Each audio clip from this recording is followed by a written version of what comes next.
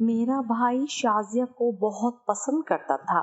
شازیہ کے باپ نے یہ شرط رکھی کہ اگر میرا رشتہ شازیہ کے باپ سے کر دیا جائے تو ہی وہ میرے بھائی کو اپنی بیٹی کا رشتہ دیں گے۔ شازیہ کا باپ مجھ سے 50 سال بڑا تھا اور میں صرف 10 سال کی تھی۔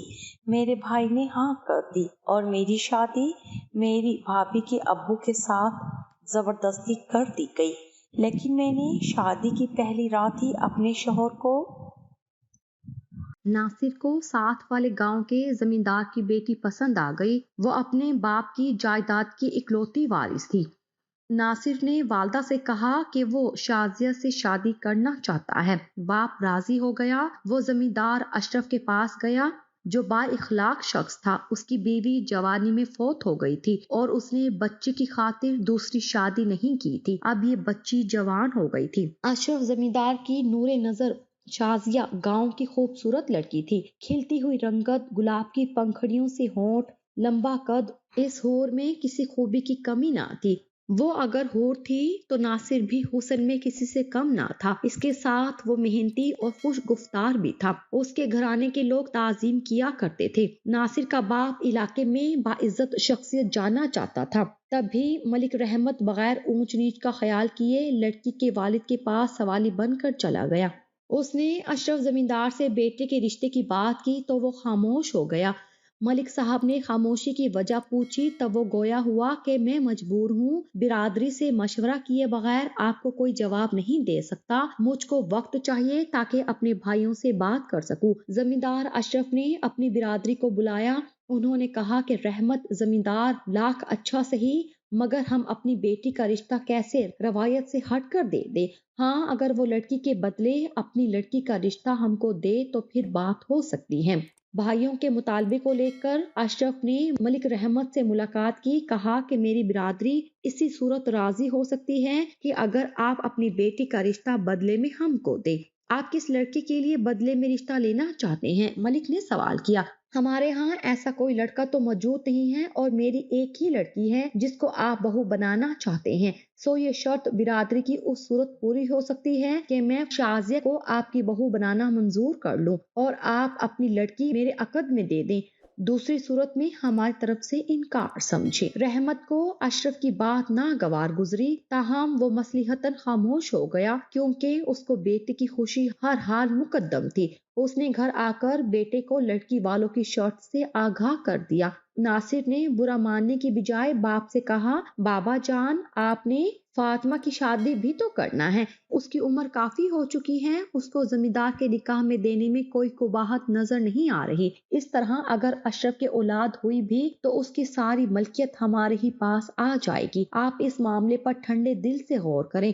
آپا مجھ سے 10 برس بڑی ہے اور اشرف اس سے 15 برس ہی بڑا ہوگا، جبکہ اشرف نہ تو بدگماش ہے اور نہ عیاش آدمی ہے۔ اس کی شرافت تو سارے گاؤں والوں کو پتا ہے۔ عمر کا فرق تو ہے لیکن آپ کو آپا کے لیے شرافت والا جوڑ ہی دیکھنا چاہیے۔ کچھ دنوں غور کے بعد ملک رحمت راضی ہو گیا۔ سوچا کہ ناصر صحیح کہتا ہے، کب تک بیٹی کو بٹھائے رکھوں گا، جبکہ اب تو فاطمہ کی شادی کی عمر بھی نکلی جاتی ہے۔ اس نے اشرف کو عندیہ دے دیا کہ مجھ کو تمہاری شرط منظور ہے، میں اپنی بیٹی آپ کے عقد میں دینے کو تیار ہوں۔ جب اس بات کا علم فاطمہ کے ماموں کو ہوا وہ پریشان ہو گیا کیونکہ فاطمہ اس کے بڑے لڑکے کی منگیتر رہ چکی تھی، مگر اس کے بیٹے نے شہر جا کر اپنی مرضی سے شادی کر لی تھی۔ وہ بہنوئی کے پاس آ گیا اور کہا کہ تم فاطمہ کی شادی کسی اور سے نہیں کر سکتے، یہ میرے لڑکے کے نام ہو چکی اور اسی کے نام رہے گی۔ اشرف کو صاف جواب دے دو۔ کیسی بات کرتے ہو قاسم، جب تمہارے لڑکے نے خود میری لڑکی کو رد کر کے اور جگہ شادی کر لی ہے تو اس کے ساتھ منگنی کا یہ رشتہ کہاں باقی رہ جاتا ہے؟ کیا اب میں اس کی کسی اور جگہ شادی نہیں کر سکتا؟ عمر بھر اس کو اپنے در پر بٹھائے رکھوں گا اس وجہ سے کہ بچپن میں اس کی منگنی تمہارے بیٹے سے ہو گئی تھی؟ یہ تو سراسر ظلم ہے۔ تم جانتے ہو کہ ہمارے ہاں مرد اور جگہ شادی کر لیتے ہیں مگر وہ اپنی منگیتر سے دستبردار پھر بھی نہیں ہوتے۔ مرد دوسری شادی کرتے ہیں اور فاطمہ سے میرے مزمل کی دوسری شادی ہوگی۔ میں ابھی جا کر برادری کو اکٹھا کرتا ہوں، اگر انہوں نے اس بات سے اختلاف کیا تو پھر تمہارا اختیار ہے کہ جو چاہے کرو۔ मामू की बातें सुनकर नासिर सख्त परेशान हुआ क्योंकि उसका बाप इधर अशरफ को हाँ कह आया था, उधर मामू ने अड़चन डाल दी थी। अब अगर ये लोग फातिमा का रिश्ता अशरफ को देने से पीछे हटे तो लाजिम था कि उधर से भी इनकार ही सुनने को मिलता। तब तो नासिर की जान पर बन जाती। उसने बाप को एक बार फिर समझाया कि मामू को मनमानी करने दो, फातिमा को वो मुजम्मिल से ब्याहते हैं और बेटे की दूसरी शादी करते हैं तो इससे हमको क्या फर्क पड़ता है, मंगनी तो मौजूद है, हमने उसको भी ब्याहना है। फातिमा की बजाय सलमा को अशरफ के अकद में दे दो, तुम्हारी दोनों लड़कियां अपने घर की हो जाएंगी और शाजिया का रिश्ता हमें मिल जाएगा। नासिर बेटे, पहले वाली बात तो ठीक है, तुम्हारी तजवीज मेरे दिल को लगी, लेकिन इस बार ये रिश्ता मुनासिब नहीं रहेगा। सलमा बहुत छोटी है, अशरफ तो उससे 30-32 बरस बड़ा होगा। मैं अपनी बेटी पर ये जुल्म नहीं तोड़ सकता। बाबा जान, हम भी मामू से मुखालफत मोल नहीं ले सकते। एक तो हमारे खानदान का वो सबसे खुशहाल आदमी है, उसका बिरादरी पर जोर चलता है, ऊपर से वो हमसे दुश्मनी पाल लेगा तो भी हमको बेवकूफ होना पड़ेगा। वो मेरी शादी कभी अशरफ की बेटी से न होने देगा। बेटे की मिन्नत समाजत से रहमत का दिल मुट्ठी में आ गया। बेटियां भी अपनी होती हैं, मगर हैसियत बेटों की गांव वालों की नजरों में होती हैं। बेटियां उसकी गिर्द को नहीं पहुंच सकती। लड़कियां होती किस लिए हैं? अपने भाइयों पर कुर्बान होने के लिए ही ना। ये कोई नई और अनहोनी बात तो ना थी जो नासिर कह रहा था। कुछ कशमकश के बाद रहमत ने सलमा को अशरफ के अकद में देना कबूल कर लिया, क्योंकि अशरफ भी तो जमींदार था और दरिया में रहकर मगरमच्छ से बैर नहीं लिया जा सकता। सलमा बाप और भाई के इस फैसले से बेखबर सारा दिन खेतों में भागती फिरती। उसके अभी हंसने खेलने के दिन थे, अभी तो वो गुड़ियों के घर बनाती और उनकी शादी करती थी। उसे नहीं मालूम था कि बहुत जल्द उसे भी गुड़िया बनाकर इस घर से रुखसत कर दिया जाएगा, वो भी एक उम्र रसीदा शख्स की दुल्हन बनाकर। सलमा की माँ ऐसा ना चाहती थी, क्योंकि वो इसकी शादी अपने छोटे भाई के बेटे यासीन से करना चाहती थी, जो गांव का सजीला और बहादुर जवान था। वो भी सलमा को पसंद करता था, ताहम 15 वर्ष की सलमा अभी तक पसंद के मफहूम से ना आशना थी। गांव में लड़की की जिंदगी ही क्या होती है? यहाँ मर्द समझते हैं कि उसके अपने कोई जज्बात और एहसासात ही नहीं होते, वो पैदा होते ही माल की तरह बांट दी जाती है। अगर इस वक्त ऐसा ना करें तो बड़े होने के बाद भेड़ बकरियों के भाव बेचना पड़ जाता है। सलमा तो ऐसी गाय थी कि बाप और भाई जिसके खोटे से चाहें बांध दे, उसको कुछ सोचने का हक ही नहीं था। सलमा की माँ भी इसी निजाम की परवरदा थी। वो चाहते हुए भी बेटे की तरफदारी न कर सकी और यूं रहमत नासिर की खुशी पूरी करने की खातिर बेटी को एक बूढ़े के अकद में देने पर राजी हो गया। बेशक अशरफ लड़की से उम्र में दुगने से भी ज्यादा था, लेकिन किरदार से शरीफ आदमी था। उसने सलमा की नौ उम्री का ख्याल रखा, उसको बहुत मोहब्बत दी और रानी की तरह रखा। वो उसे घर के किसी काम को हाथ न लगाने देता था और घर वालों से उसकी इज्जत भी करवाता था। उसको सैर तफरी के लिए शहर घुमाने फिराने ले जाता, जो जेवर कपड़ा सलमा पसंद करती खरीद कर देता था। सलमा अभी बच्ची थी, उसकी शख्सियत खुद ब खुद इस तरह ढल गई जैसा कि शौहर ने चाहा। वो भी अशरफ के दिल से इज्जत और खिदमत करती थी, उसकी फर्मा बरदार रहती थी। भला अशरफ को और क्या चाहिए था? सलमा की जब शादी हुई उसके अरमान नहीं जागे थे, उसके मन में कोई ना था। तभी उसने अपने उम्र रसीदा शोहर को भी देवता मान लिया। ताहम कभी कभी अशरफ को ये एहसास शिद्दत से होता था कि सलमा उसकी बेटी शाजिया से भी छोटी है और ये रिश्ता बेजोड़ हुआ है। नासिर को तो शाजिया मिल गई, वो अपनी मनचाही बीवी पाकर बहुत खुश था। उसको इस बात से कुछ सरोकार ना था कि सलमा उम्र रसीदा शोहर से वहाँ खुश है या ना खुश। शाजिया भी नासिर को पाकर खुश थी। उन दोनों की जिंदगी गोया जन्नत जैसी थी। दिली पसंदीदगी, उम्र एक जैसी, मिजाज में हम आहंगी, सोच एक सी। उनकी जिंदगी पर कोई जबर था और ना कोई एहसास महरूमी था। इस सारे फसाने में अगर किसी का कुछ लुटा था तो वो यासीन था, जो दिल से सलमा को चाहता था। वो बहुत उदास रहने लगा था, रहमत के घर आना जाना ही तर्क कर दिया था। उसको हर लम्हे सलमा की याद सताती थी, जिसकी फरमाइश पर वो रोजाना कभी बेरी के दरख्त पर चढ़कर लाल लाल मीठे बेर तोड़कर उसकी झोली भर देता, तो कभी खजूर के ऊंचे दरख्तों पर खजूरें नीचे गिराता और सलमा उनको चुन चुन कर दामन भर लेती थी। وہ یاسین کے احساسات سے بے خبر تھی، اس کو وہ اچھا بھی لگتا تھا۔ وہ کچھ عرصے تک اداس کھیتوں میں پھرتا پھرا جہاں پگڈنڈیوں پر وہ اس کو بھاگتی نظر آتی تھی۔ کبھی تو اس کو ایسا محسوس ہوتا کہ وہ سلمیٰ کی یاد میں پاگل ہو جائے گا۔ کچھ عرصے بعد جب وہ ان اداس رکھنے والی یادوں سے بہت ٹوٹ گیا تو ایک دوست کے توسط سے دبئی چلا گیا۔ سلمیٰ جوں بڑی ہو رہی تھی وہ شعور کی منازل طے کرتی جا رہی تھی۔ اب اس کو محسوس ہونے لگا کہ اس کی زندگی میں کوئی خلا ہے۔ وہ کچھ بے چین سی رہنے لگی، کبھی اشرف کے بڑے سے گھر میں بولائی سی پھرنے لگتی۔ یہ بات اشرف نے بھی محسوس کر لی۔ سردیوں کے موسم میں چاندنی اس کو بے قرار کرتی تو وہ شوہر کو جگا کر کہتی کہ مجھے کھیتوں میں لے چلو، دیکھیں تو کھیتوں میں رات کو چاند کی روشنی کیسی دکھتی ہے۔ اشرف یہ کہہ کر سو جاتا کہ تم تو پاگل ہو گئی ہو، سو جاؤ، اس وقت بھلا چاندنی دیکھنے کوئی کھیتوں میں جاتا ہے؟ اتنا بڑا صحن ہے، یہاں دیکھ لو اور مجھے سونے دو، مجھ کو سردی لگ رہی ہے۔ کوئی اور کیا خود سلمیٰ کو خبر نہ تھی کہ اس کو کیا ہو جاتا ہے۔ بس اسی قسم کے عارضے اب اس نادان روح کو لاحق ہونے لگے تھے کہ بہار کی ہوا، گیندے اور گلاب کے پھول اب اس کو اشارے کرتے اپنی طرف بلاتے تھے اور وہ بے اختیار کیاریوں کے پاس جا کر دیر تک پھولوں کے بیچ بیٹھی رہتی۔ ان کی خوشبو اس کو مست کرنے لگتی اور اشرف اب زندگی کے اس دور میں تھا جب یہ ساری چیزیں اس کے لیے کشش نہ رکھتی تھی۔ وہ چاہتی اس کا شوہر حسین موسم میں بارش کی بوندوں کو چہرے پر پڑنے دے، اس کے ساتھ صحن میں بھیگے پھولوں اور رنگوں کی باتیں کر کے خوشبو سے محبت کرے اور اس کے حسن کی تعریف کرے، لیکن وہ یہ سب کچھ نہیں کرتا تھا اور بہت سے اہم معاملات اس کے ذہن کو الجھائے رکھتے تھے۔ کبھی کبھی وہ اس کی ان بچکانہ خواہشات پر سلمیٰ کو ڈانٹ بھی دیتا تھا، تب وہ دل محسوس لیتی اور کبھی خود کو ملامت بھی کرتی، لیکن اس کے دل میں پھر سے نہ جانے کیسے کیسے خیالات آنے لگتے تھے۔ اس کی بڑھتی عمر نے سلمیٰ کو اور بھی حسین اور دلکش بنا دیا تھا۔ اس کو بناؤ سنگھار کا طریقہ بھی آ گیا تھا۔ جب اس کے عین شباب کے دن آئے تو اشرف بیمار پڑ گیا، تبھی اس کی بیماری نے طول پکڑ لیا۔ سلمیٰ اپنے جیون ساتھی کی بیماری سے بہت پریشان ہوئی۔ اس نے جی جان سے اشرف کی خدمت کی، چاہتی تھی کہ وہ جلد از جلد ٹھیک ہو جائے، اسی سے تو اس کی عورت ہونے کا مان تھا۔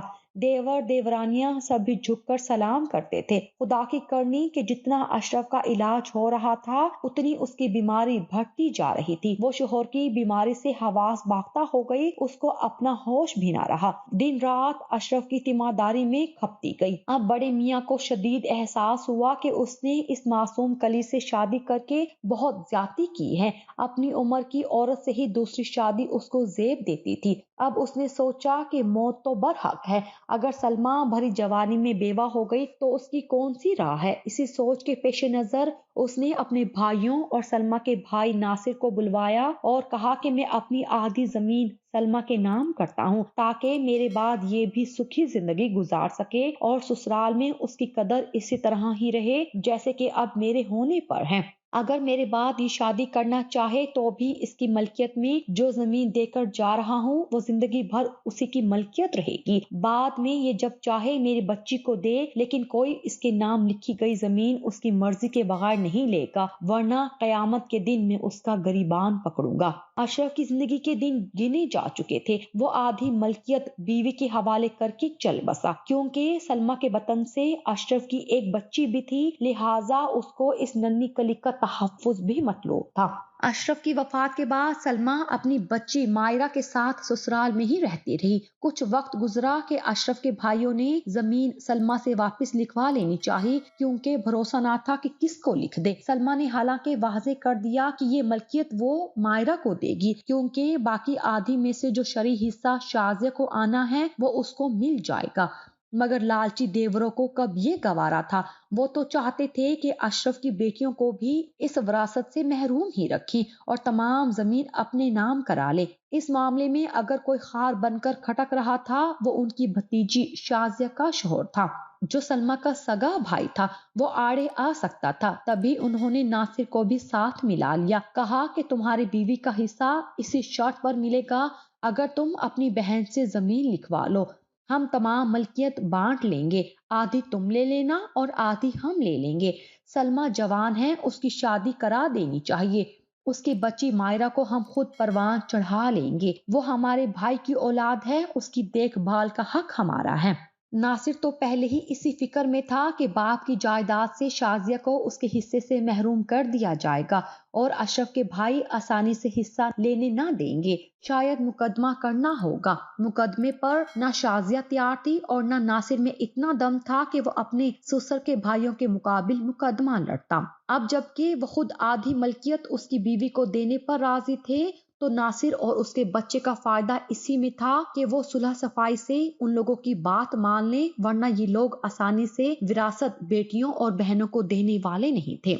जब देखा कि काम इतना आसान हो गया है, तो सलमा के देवरों से मिल गया और बहन के रिश्ते को पसे पुष्ट डाल दिया। वो भी लालच में आ गया। इस तरह इन सब ने सलमा से वापस मलकियत लेने का प्लान बना लिया। अपने सगे भाई नासिर और दोनों देवरों के इरादों से बेखबर बेचारी सलमा तो अभी तक बेवगी की चादर ओढ़े दुख के अंधेरे में दफन थी। वो रो रो कर अपनी बेटी को गले लगाती, जो उसकी तसल्ली देने के काबिल भी ना थी। एक दिन सलमा का देवर उसके पास आया, कहने लगा, भाभी, जमीन भाई ने तुम्हारे दिल जोई की खातिर तुम्हारे नाम की थी। शायद उनको हम पर एतमाद ना था। अब तुम्हारी बेहतरी इसी में है कि जमीन वापस कर दो, क्योंकि यूं भी हम भाइयों का मुश्तरका खाता है। हम जब तक अराजी के मामलात नहीं देखेंगे, जब तक कि तुम हमको मुख्तारनामा ना दोगी, ये जमीन फिलहाल तो तुम्हारे किसी काम की नहीं है। ना तो तुम इस पर फसल उगाने की सबील कर सकती हो और ना मामलात अराजी खुद देख सकती हो। तुम कौन सा इस पर हल चला सकती हो। सलमा खामोश थी। सोचा कि पहले नासिर भाई से मशवरा कर लूं तो इन लोगों को जवाब दूं। इस बात को कुछ ही दिन गुजरे थे कि नासिर आया और बहन के पास बैठ गया। थोड़ी देर तक हमदर्दी की, फिर असल मौजू की तरफ आ गया। कहा कि ये जमीन जो तुमको मिली है वो मेरी बीवी के हिस्से की थी, वो भी तो अशरफ की औलाद है। अशरफ ने उसके हिस्से की जमीन तो उसको लिख कर दी ही नहीं। अब उसके चच्चा दे ना दे, मैं कहाँ मुकदमे लड़ता फिरूंगा। बेहतर है कि तुम अपने हिस्से में से आधी जमीन मुझको लिख दो। भाई का मुतालबा सुनकर वो हैरान रह गई कि ये उसके नाज उठाने वालों को क्या हो गया है। ये सब क्यों इस कदर लालची हो गए हैं। उसने फैसला किया कि वो जमीन किसी को ना लिख कर देगी, बल्कि अपना और अपनी बेटी का तहफ्फुज करेगी। भाई ने देखा कि बहन मुतालबा नहीं मान रही। वो उसके देवरों से जाकर मिल गया।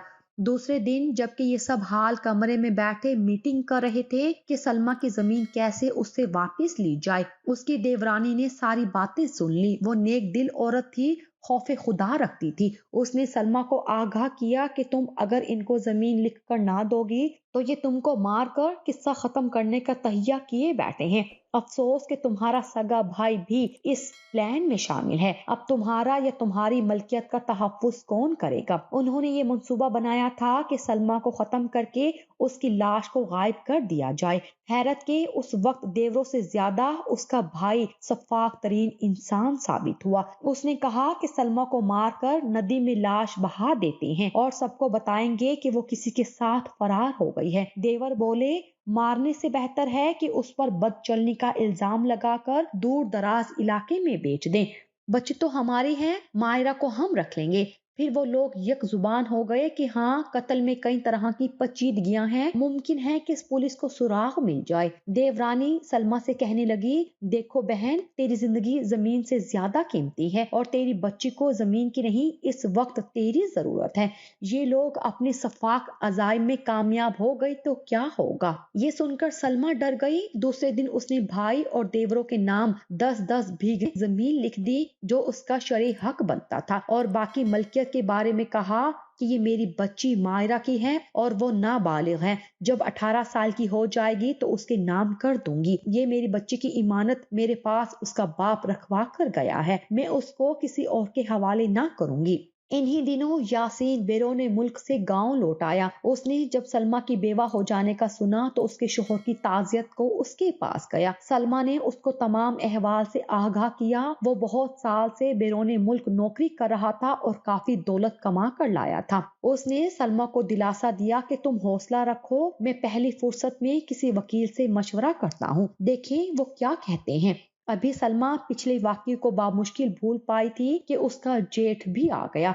کہا کہ جب تم نے ان تینوں کو زمین لکھ دی ہے تو باقی زمین مجھے ملنی چاہیے، کیونکہ میں بڑا بھائی ہوں، میں ہی تمہارا اور تمہاری بیٹی کا سرپرست ہوں۔ تم عورت ہو، تم کیا کرو گی؟ میری بیوی وفات پا چکی ہے تو مجھ سے نکاح کر لو تاکہ میں تم کو اور تمہاری بیٹی کو تحفظ دے سکوں۔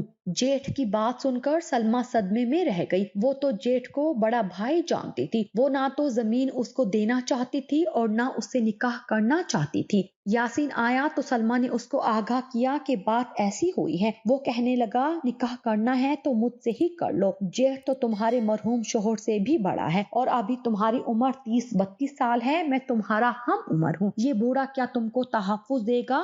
سلمیٰ کو بھی سہارا چاہیے تھا۔ وہ بولی، ٹھیک ہے، میں راضی ہوں، تو پھر میں نکاح کا بندوبست کرتا ہوں، لیکن میرے سسرال والے ایسا کبھی نہ ہونے دیں گے۔ یہ نکاح پہلے خفیہ ہوگا، بعد میں معاملات سدھار لوں گا، یاسین نے کہا۔ حالانکہ بیٹی کی شادی تھی، سلمیٰ شادی میں شرکت کرنے کے لیے میکے گئی، ماں کو تمام احوال سے آگاہ کیا اور ساتھ دینے کے لیے کہا۔ وہ راضی ہو گئی اور اس نے یاسین کے والد یعنی اپنے بھائی کو راضی کیا۔ اس طرح سلمیٰ کا نکاح اس کی ماں اور ماموں نے یاسین سے کرا دیا۔ یہ کام انہوں نے بہت خاموشی اور رازداری سے کیا، حتیٰ کہ سلمیٰ کے بھائیوں کو بھی علم نہ ہونے دیا۔ بہت رازداری برتنے کے باوجود گاؤں میں کسی طور پر یہ بات نکل گئی کہ سلمیٰ کا نکاح یاسین سے ہوا ہے۔ خبر اس کے جیٹھ اور دیوروں تک بھی پہنچ گئی۔ وہ آگ بگولا ہو گئے۔ انہوں نے سلمیٰ کے والد کو بلایا اور کہا کہ تمہاری بیٹی نے نکاح کر لیا ہے اور یہ ہماری بے عزتی ہے۔ اب تو اس کو ہماری بھتیجی مائرہ اور اس کی زمین ہمارے حوالے کرنا ہوگی، چونکہ وہ اب ہماری بھابھی نہیں رہی ہے تو اس گھر میں بھی قدم نہیں رکھ سکتی۔ حیرت تو یہ تھی کہ اس مخالفت میں خود ناصر پیش تھا کہ جس کی خوشی پوری کرنے کے لیے باپ نے بیٹی کو قربان کیا تھا۔ وہ اب پچھتا رہا تھا کہ سلمیٰ کی زندگی برباد کی اور اب یہ لوگ اس سے زندہ رہنے کا حق بھی چھین لینا چاہتے ہیں۔ اس نے سلمیٰ کو سمجھایا کہ تم زمین واپس دے کر زندگی بچا لو، ورنہ وہ تمہارے خون کے پیاسے ہیں۔ سلمیٰ نے کہا کہ میں نہ تو بیٹی ان کو دوں گی اور نہ زمین، یہ میری بیٹی کی ہے، اسی کو دوں گی۔ جو میرا حصہ تھا اس سے بھی زیادہ ان کو واپس کر چکی ہوں، اب اگر وہ جان لینا چاہتے ہیں تو لے لے۔ باپ بیٹی کی ضد دیکھ کر لوٹ گیا، کہا کہ پھر میں تم کو تمہارے حال پر چھوڑتا ہوں، اگر تمہاری طرفداری کی تو وہ اپنی بیٹی لے جائیں گے اور ناصر کا گھر اجڑ جائے گا۔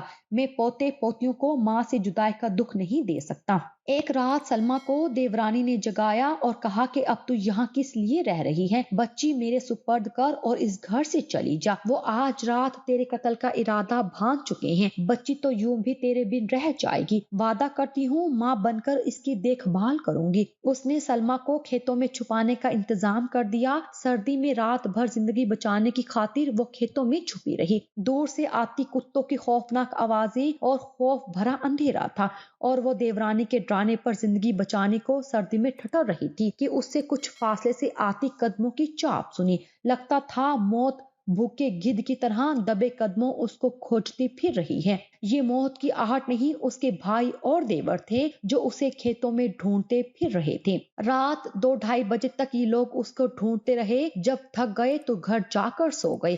صبح ہونے سے پہلے اس کی دیورانی نے اپنے پرانے بوڑھے ملازم چراغ دین کو بھیج کر اس کو اس جگہ سے نکالا جہاں وہ چھپا دی گئی تھی۔ نوکر نے اس کو شہر لا کر دارالامان میں چھوڑ دیا۔ مائرہ دیورانی کے پاس تھی، تبھی سلمیٰ کو بیٹی کی طرف سے اطمینان تھا کہ وہ محفوظ ہاتھوں میں ہیں۔ جب وہ گھر سے غائب ہوئی تو ناصر نے یاسین پر پرچہ کٹوا دیا کہ وہ اس کی بہن کو لے کر غائب ہو گیا ہے، مگر اس کے دیوروں نے کھوج نکال لیا کہ سلمیٰ دارالامان میں ہیں۔ وہ وہاں اسے ملنے پہنچ گئے، مگر سلمیٰ نے ملنے سے انکار کر دیا۔ انہوں نے عملے کو کچھ دے دلا کر سلمیٰ سے ملاقات کی اور ایک بار پھر پیشکش کی کہ وہ اگر جیٹھ سے شادی کر لے تو اس کو پھر سے عزت دیں گے اور زمین بھی واپس نہ لیں گے۔ سلمیٰ نے نہ صرف انکار کیا بلکہ ان کو بتایا کہ وہ اب یاسین کی منکوحہ ہے، لہٰذا جیٹھ سے شادی نہیں کر سکتی، البتہ زمین گورنمنٹ کی تحویل میں دے سکتی ہے تاکہ جب اس کی بیٹی بالغ ہو جائے تو اس کی وراثت اس کو مل جائے۔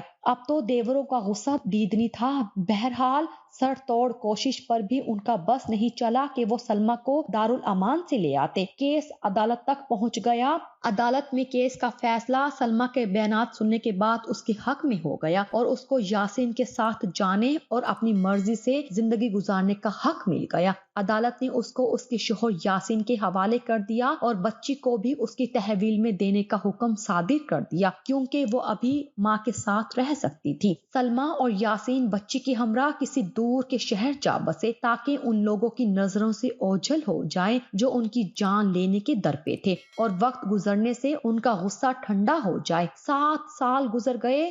یاسین کے ساتھ سلمیٰ اپنی خوشی سے زندگی جی رہی تھی۔ ایک روز اس کو اپنے والد کی وفات کی خبر ملی تو وہ نہ رہ سکی اور باپ کے جنازے کے وقت وہاں یاسین کے ہمراہ چلی گئی۔ اس کا خیال تھا کہ اب تو اس کے دیوروں نے اس بات کو بھلا کر ناراضگی ختم کر دی ہوگی۔ باپ کے گھر میں ایک ناصر ہی اس کا مخالف رہ گیا تھا۔ وہ تو سگا بھائی تھا، بھلا اسے جان کا کیا خطرہ تھا۔ موت کے گھر میں سبھی رونے پیٹنے میں لگے تھے۔ جنازہ دفنا کر مرد گھروں کو لوٹ آئے۔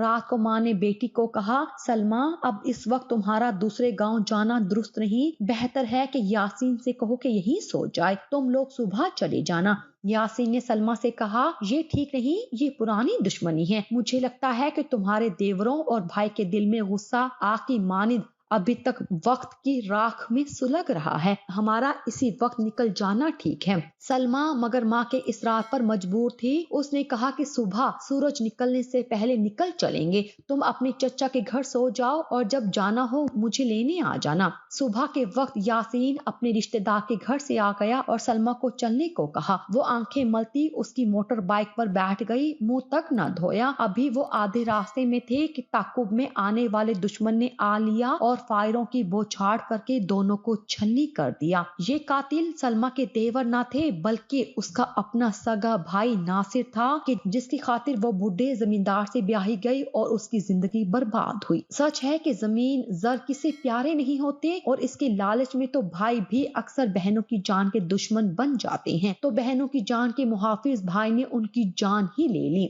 اشرف کے بھائیوں نے جب اپنی بہن شازیہ کو وراثت کی زمین میں حصہ نہ دیا تو ناصر نے اس کا بدلہ اپنی بہن کی جان لے کر لیا۔ خود اس کی ماں نے تھانے میں گواہی دی کہ سلمیٰ اور یاسین کے گھر سے نکلنے کے بعد اس کا بیٹا ناصر بندوق لے کر ان کے پیچھے گیا۔ میں نے بہت روکا پر وہ نہیں رکا، کہا کہ آج تو سلمیٰ کو اس کی ہٹ دھرمی کا مزہ چکھا کر رہوں گا۔ ناصر گرفتار ہو گیا۔ اس نے اقرار کر لیا کہ زمین واپس نہ کرنے پر اس کے دل میں بہن کے لیے غصہ تو پہلے ہی بھرا تھا۔ اس نے یاسین سے اپنی مرضی سے شادی کر کے اس غصے کو اور بڑھا دیا۔ تبھی سے وہ موقع کی تلاش میں تھا۔ باپ کی وفات والے دن اس کو موقع مل گیا اور اس نے تہیہ کر لیا کہ آج اپنے اندر کے انتقام کو ٹھنڈا کر کے دم لے گا۔ ناصر کو عمر قید ہو گئی مگر سلمیٰ اور یاسین تو جان سے گئے۔